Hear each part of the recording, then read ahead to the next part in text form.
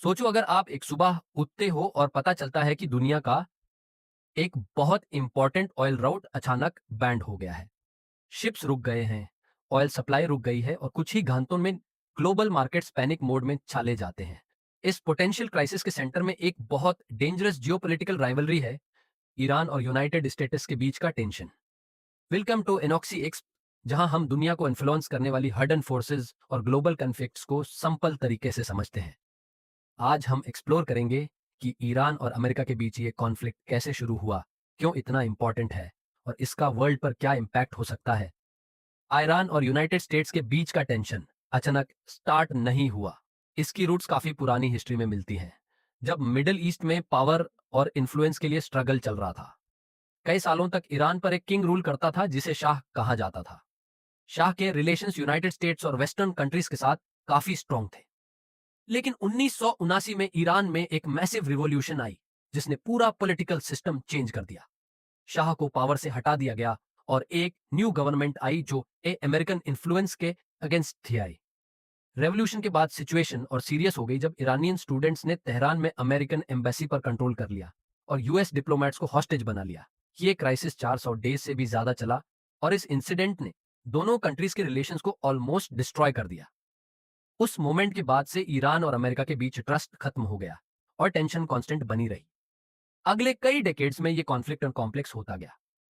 Direct war तो नहीं हुआ, लेकिन इकोनॉमिक सनेक्शंस, मिलिट्री प्रेशर और पॉलिटिकल राइवलरी कंटिन्यूसली बढ़ती रही। दोनों कंट्रीज मिडिल ईस्ट रीजन में अपना इन्फ्लुएंस स्ट्रॉन्ग करने की कोशिश करती रही। इस राइवलरी का एक और इंपॉर्टेंट रीजन है एनर्जी। मिडिल ईस्ट के डिजर्ट्स के नीचे दुनिया के सबसे बड़े ऑयल रिजर्व्स मिलते हैं। ये रिसोर्सेस सिर्फ इकोनॉमिक वैल्यू नहीं रखते, बल्कि ग्लोबल पावर का सिंबल भी है। हर दिन huge on oil tankers Persian Gulf से millions of barrels crude oil लेकर दुनिया के अलग अलग कंट्रीज तक ट्रैवल करते हैं।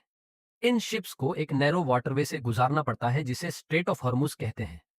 ये रॉड दुनिया के सबसे इंपॉर्टेंट एनर्जी रूट्स में से एक है, जहां से ऑलमोस्ट 20% ग्लोबल ऑयल सप्लाई पास होती है और ईरान एग्जैक्टली इसी स्ट्रेटेजिक लोकेशन के पास सिचुएटेड है।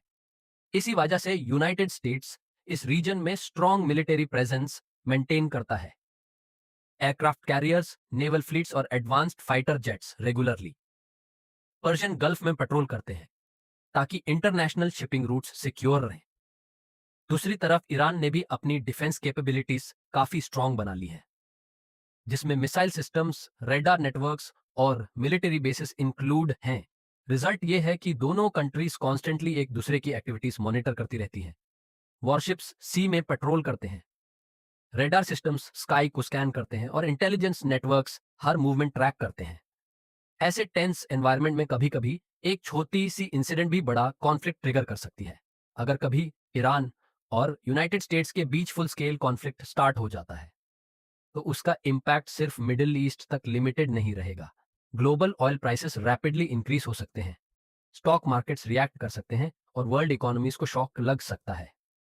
ऑर्डिनरी पीपल के लिए इसका मतलब हो सकता है higher fuel prices, expensive goods और इकोनॉमिक अनसर्टेनिटी। फिलहाल ईरान और अमेरिका के बीच सिचुएशन एक फ्रेजाइल स्टैंड ऑफ की तरह बनी हुई है, लेकिन जियोपॉलिटिक्स की हिस्ट्री हमें बताती है कि कभी कभी एक छोटी सी स्पार्क भी ऐसे इवेंट्स को ट्रिगर कर सकती है जो पूरी दुनिया को चेंज कर देते हैं।